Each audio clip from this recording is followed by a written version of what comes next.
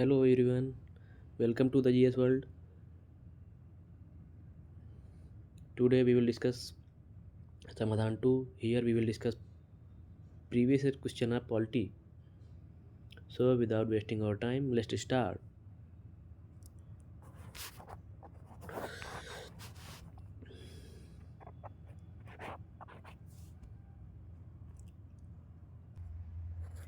So our first question is, which of the following are non-constitutional bodies in India? Options are there, but for solving this question, first we should know about constitutional and non-constitutional bodies in India. So what are the constitutional bodies? Constitutional bodies are the important bodies in India that derive their powers and authorities from the Indian Constitution, which is specifically mentioned in the Constitution, and they have dedicated articles. For example, Election Commission of India, Union Public Service Commission, Finance Commission, etc.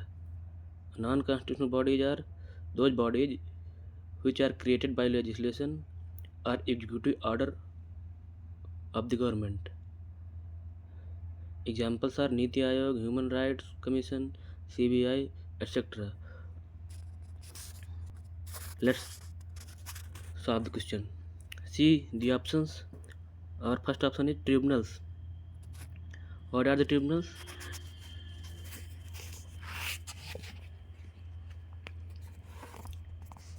Tribunals are both constitutional and non-constitutional depending on their establishment. For example, administrative administrative tribunal is a constitutional body under the article 323A. So tribunals are here we call these are constitutional bodies. Our next option is National Investigation Agency. It is a statutory body which was established under the NIA Act 2008.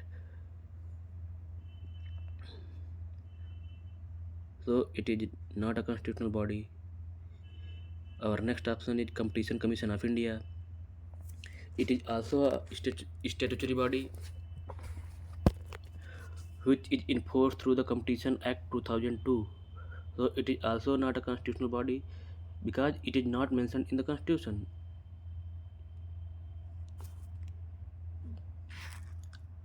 Our next option is the Law Commission of India.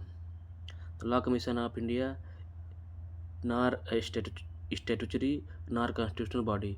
It is a executive body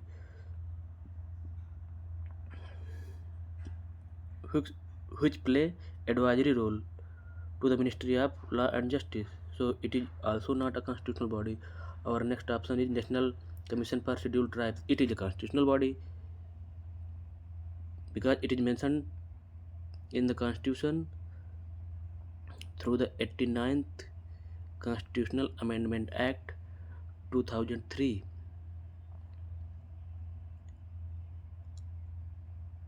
Under the Article 338A. So it is a constitutional body. Our next option is Comptroller and Auditor General of India. It is also constitutional authority under the Article 148 of the Indian Constitution. So our right option is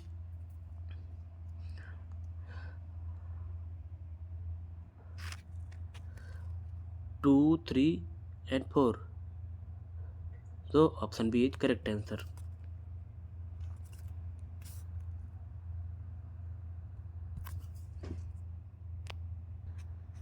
Our next question is, which of the following statements are correct in the respect of electoral college in India to elect President of India?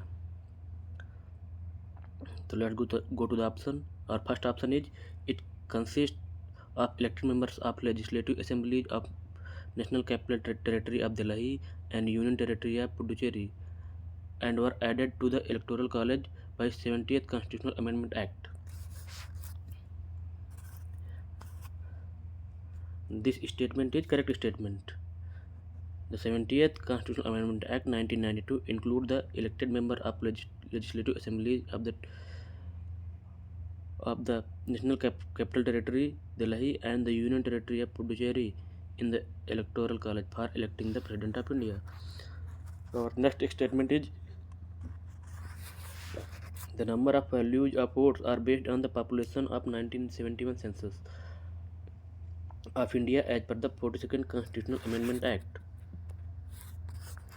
So this statement is an incorrect statement because the value of votes in electoral college is based on the population of 1971 census as per the 42nd Constitutional Amendment Act. However, this census based value was frozen by the 84th Constitutional Amendment until at least 2026, preventing the use of any subsequent census, including the 2011 census. Our next statement is 84th Constitutional Amendment fixed the value of votes based on the current population census 2011. This statement is also an incorrect statement because 84th Constitutional Amendment did not fix the value of based on the 2011 census. It continued to use 1971 census for the determining the value of votes. So this is also a wrong statement. Our next statement is the entry of MLA of National Capital Territory of Delhi and Union Territory of Puducherry came with effect from June 1993. This is a correct statement. So our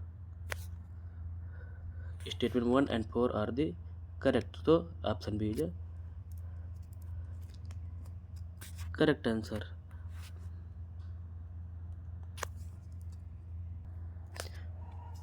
Next question is which of the following statements are not correct in the respect of union list of the 7th schedule of Indian Constitution?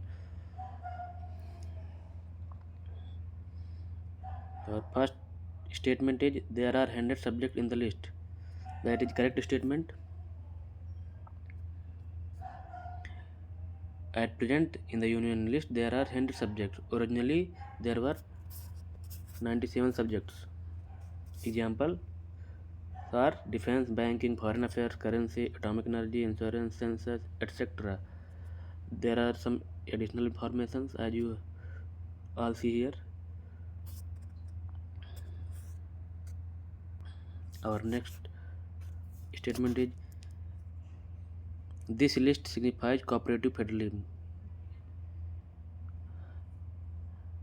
This is incorrect statement. As you all see the question, union list. Union list is the list where central government has the authority to make laws. So there is no cooperative federalism. So this statement is not correct. Our next statement is there are 15 subjects in the union list on which parliament has an exclusive power to levy taxes. Here this statement is correct statement. Our next statement is the Supreme Court has no jurisdiction over the matters in the union list. This is not correct because Supreme Court has jurisdiction in the union list, all the list. So this statement is not correct. So our as the question, our correct option is option D, that is 2 and 4. Both statements are not correct. Our next question is the impeachment of president in the parliament is a political procedure, legal procedure, quasi-judicial procedure, or none of these. So here the correct statement is quasi-judicial procedure. Impeachment of president is a quasi-judicial procedure because this process has element of both legal proceedings like trials, etc., and political deliberation. It involves the established rules and process, but also requires political consideration and judgment. So, the impeachment of president is a quasi-judicial process.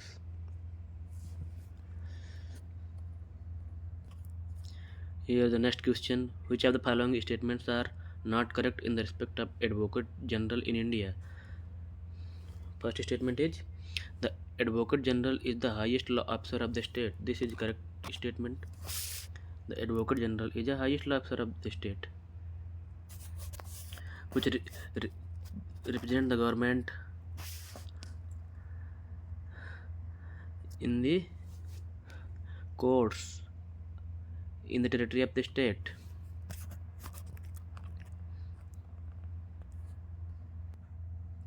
So first statement is right statement. The second statement, he is appointed by the governor on the advice of Chief Justice of High Court. This is wrong statement because the governor appoint the CAG, but there is no requirement for the governor to act on advice of Chief Justice of High Court. So this is a wrong statement. Our third statement is he should be eligible to be appointed as the judge of High Court. This is a correct statement. The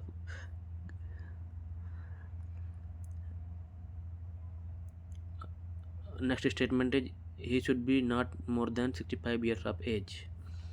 This is a wrong statement. There is no age limit such as 65 years prescribed in the Indian Constitution. So this is a wrong statement. So our correct answer is answer option B. That is statement 2 and 4. Both are wrong statements. There is a question related to current affairs. I wish you all will answer this question. So the question is, which one of the following was the primary objective of India's Operation Brahma initiated in the March 2025? Conducting joint military exercise with Myanmar, providing humanitarian aid and disaster relief after the devastating earthquake in Myanmar, establishing trade agreement with Southeast Asian nations, counter-insurgency operation along with Indian Myanmar border. So answer this question. Thank you everyone.